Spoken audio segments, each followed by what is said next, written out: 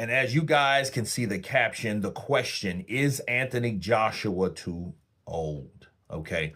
And this is stemmed from his former trainer, Tony Sims. Okay. And he reflects on Anthony Joshua's recent loss to Danny Dubois, suggesting age is a factor in the decline, but acknowledging Joshua's past achievements. Sim mentions Joshua has had a great career. 1 minute you're the young guy in the gym, and the next minute you're the oldest, highlighting the inevitable aging in boxing. Despite the loss, Sims believes Joshua still has enough left to continue winning if carefully matched. He also hints at a potential fight against Tyson Fury, saying Joshua has the power, speed, and skill to continue for another decade. Sims concludes by noting that Dubois' time has come and the next generation of fighters are emerging.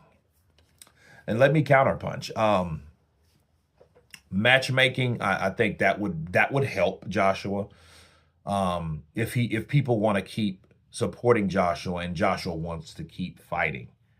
But here's the problem with that. Matchmaking may not save the career of Joshua based on the fact of what happened last year. Remember last year, people were doubting Joshua anyway. It was just the ass end of the year through the first quarter of the year that people started to get back on the AJ train.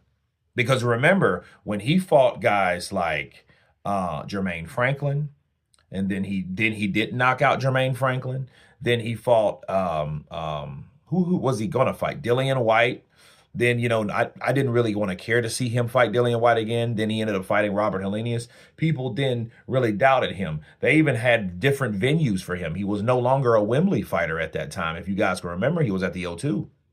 Okay, so, a lot of people had their doubts against AJ. Now he's taken that L and a knockout decision against Danny Dubois in the 5th round.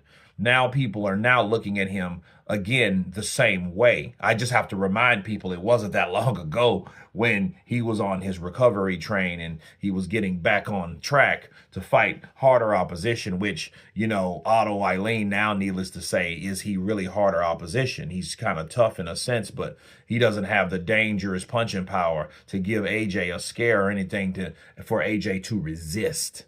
Okay, so that being said, I think that Tony Sims saying that, yeah, he could fight a whole decade. Yeah, I think for some regular fights, but not for a title. And I think AJ, I think his whole demeanor is an intention to stay in the sport is to be the best. You know what I mean? That's why I know that he really broke down in that Usyk rematch, because he really thought that he was going to get the decision to be considered one of the best heavyweights of this era.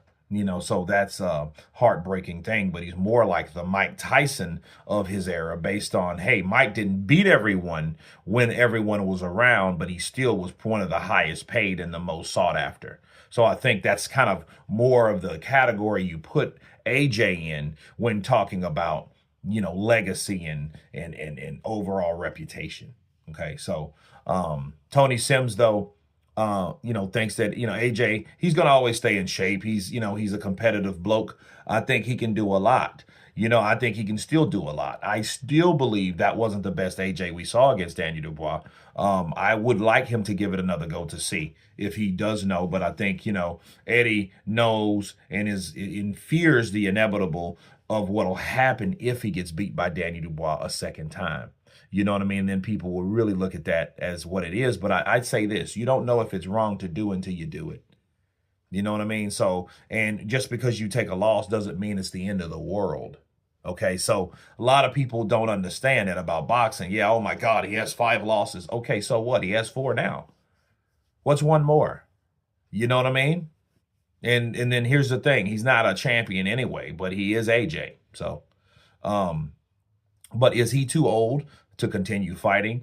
I will do a live stream dedicated to that man, AJ, to ask you guys if he is too old to be fighting. Of course, please subscribe. And you guys been Counterpunch.